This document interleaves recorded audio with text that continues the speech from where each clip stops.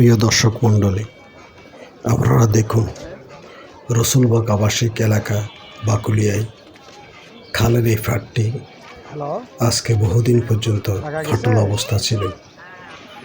সেনাবাহিনী, প্রশাসন, সিভিল প্রশাসন সকলে আসি দেখে শুনে গেছে, কিন্তু সংস্কার করার কেউ উদ্যোগ নেয়নি। পরবর্তীতে বড় আকারে যখন এই ফাটলটা দেখুন, আমি দেখাচ্ছি, ইলেকট্রিক থাম আছে এখানে, এবং ইলেকট্রিক থামে 11,000 ভোল্টের তার আছে এবং 440 লাইন আছে, যেই লাইনটির মাধ্যম দিয়ে মানুষের বাসা বাড়িতে গেছে। আজ আনুমানিক রাত 9টার দিকে এই ওয়ালটি অবশেষে ভেঙে পড়ে, ধসে পড়ে। ধসে পড়ার আগে মানুষকে বিভিন্নভাবে সতর্ক করছে, মানুষ শুনতেছে না, তারপরও এখান দিয়ে হাঁটাচলা করতেছে। এই হাঁটাচলার কারণে এই ওয়ালটি বড় আকার ধারণ করে আস্তে আস্তে ওয়ালটি তলা থেকে মাটি সরে যায়। ওয়ালটি অবশেষে ধসে পড়ার উপক্রম হলো।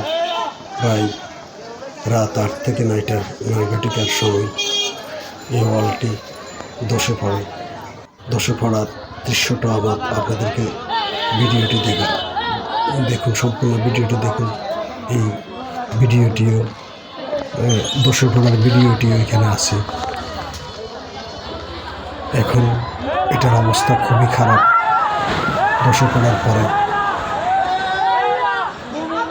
বর্তমানে ইলেকট্রিক থাম যে কোনো মুহূর্তে ঝুঁকিপূর্ণ হয়ে পড়েছে। যে কোনো মুহূর্তে যদি পড়ে যায় তাহলে 11,000 ভোল্ট এবং বিপজ্জনক অবস্থা হয়ে যাবে।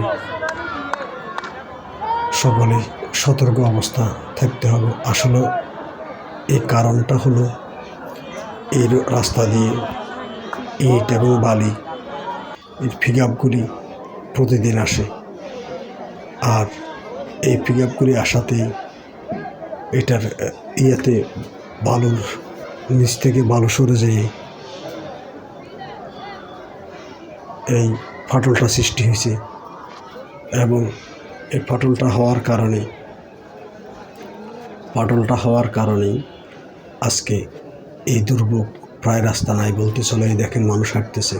এই পিলারের এই গোড়াটা এখন খুব সংকট আছে। বিশাল একটা পিলার, ইলেকট্রিক থাম, এটা যে কোনো মুহূর্তে একটা থামটা যদি পড়ে বিশাল দুর্ঘটনা ঘটার সম্ভাবনা আছে।